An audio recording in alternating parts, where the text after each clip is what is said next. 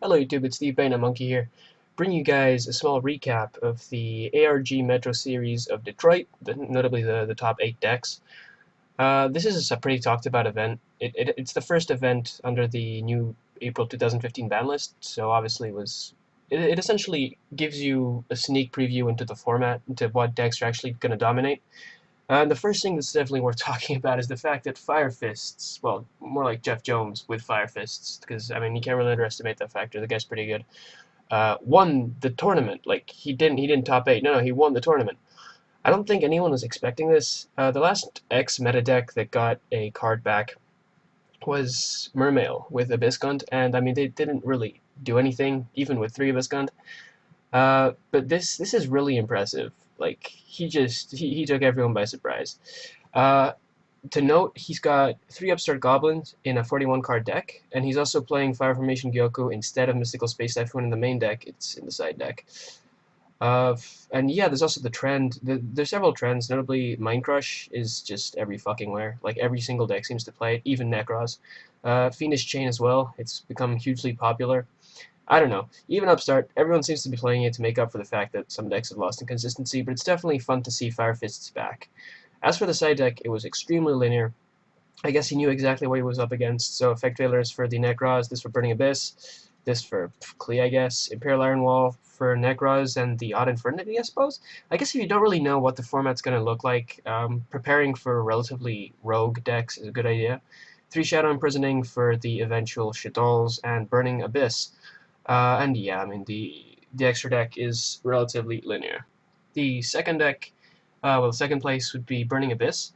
There's a few interesting things in this deck. 1 Rubik was slightly surprising. 2 Crane is a very, very weird choice. I don't know, I guess they have to compensate the loss of Tory Guides in some way, shape, or form, and Crane does the trick.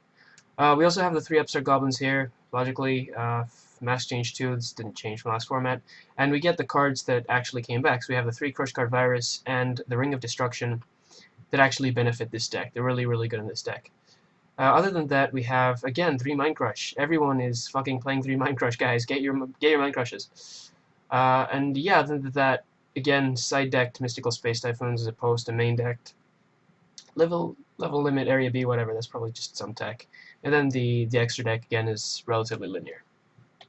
And then in third place, we have the X big deck to beat. I still feel like it's the best deck of the format.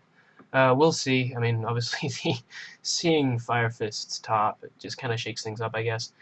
Necros with the 2 Briannock. It's a relatively linear build, this one. The big changes, I suppose, was that we see 3 Shrit, because now they've lost a Brio, which was a way to search out the Shrit. And also Reinforcement of the Army, also a way to get into Shrit, and/or Clauseless, but whatever.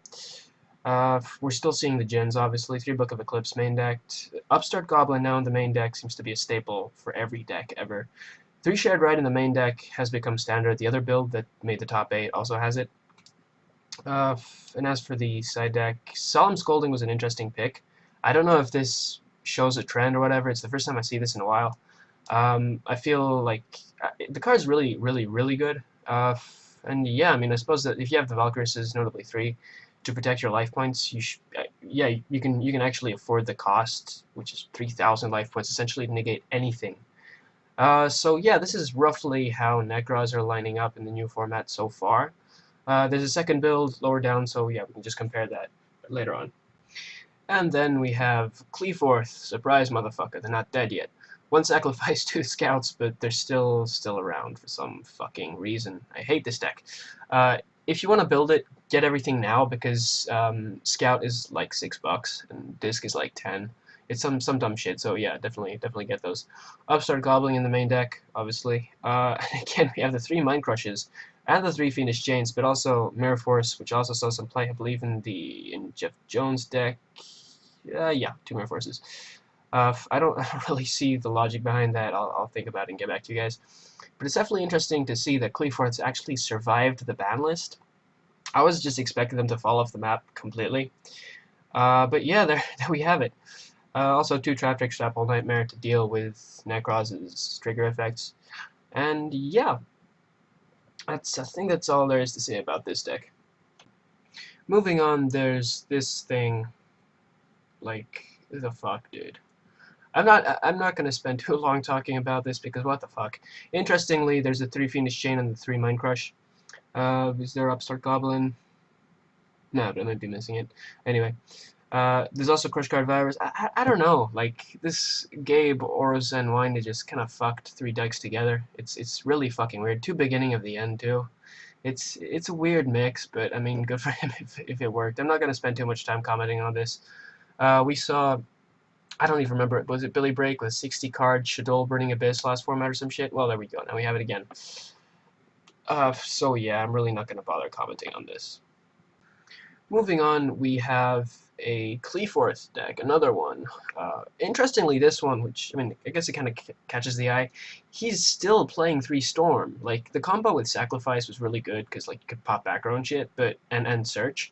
But the guy's still playing 3 Storm. Like, the fuck? Also, Upstart in the main deck, Mind Crush again, Phoenix Chain again, so those apparently are staples this format, what the hell. And yeah, there's really not much else to say if it wasn't for the fact that he's playing Recover and Emergency Teleport. Why? To make Naturia Beast.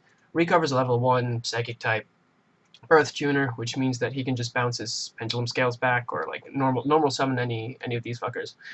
Make it level 4, then special summon some shit with Emergency Teleport and make Naturia Beast, which is essentially a win condition against Necros, because Beast just like stops spell cards essentially.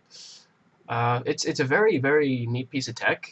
I would definitely play that if I play the deck. Also, 3 Trap Extrapole Nightmare in the side deck, which is slowly becoming a trend from what we've seen.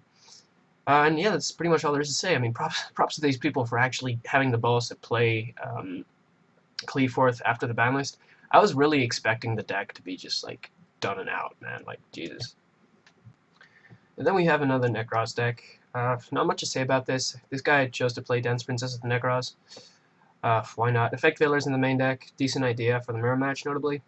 For other than that, like, what the hell? Mind Crush in the main deck, Shared Ride in the main deck again, 3 Book of Eclipse in the main deck as well. 1 Rota seems to be a staple now for this deck. 2 Shrit, I would have played the third one, but whatever, I mean, the guy, it worked for the guy. Yeah, I feel like this is slowly going to become the standard of build. It's like, the engine's not going to change that much. However, he was playing 2 Valkyries, but I suppose it's down to personal preference. So 2 Brio, 2 3 Valkyries, 3 Unicorn, 1 Drish, 1 Closelas. Okay, I hadn't noticed that for the Genlock, notably. I'd still play this at 2. I don't know, either way, it's not about opinion. So yeah, I feel like this is going to be relatively standard.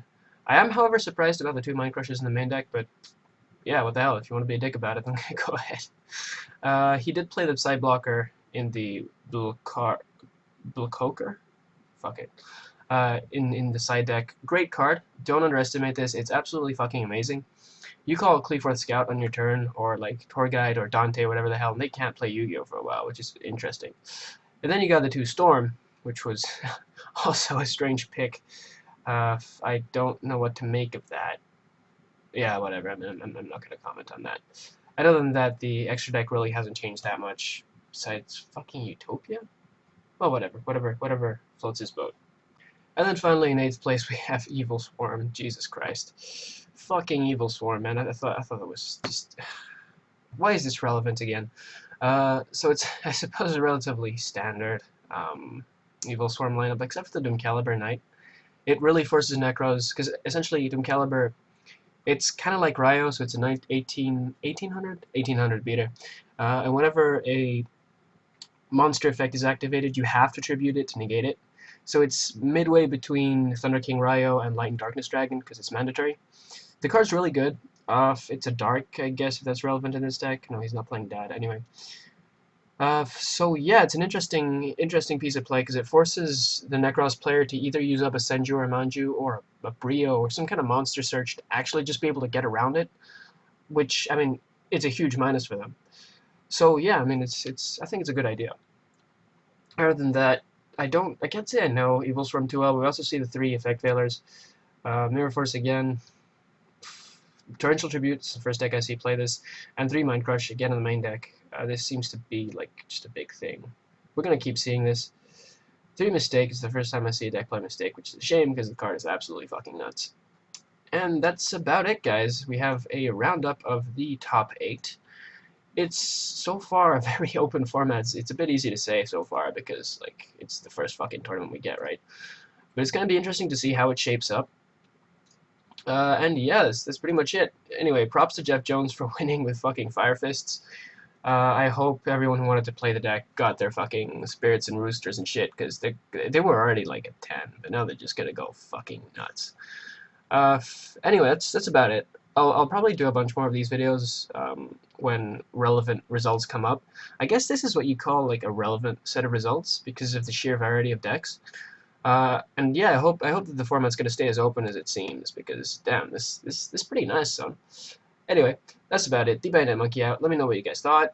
Comment, like, and subscribe. And yeah, I'm out.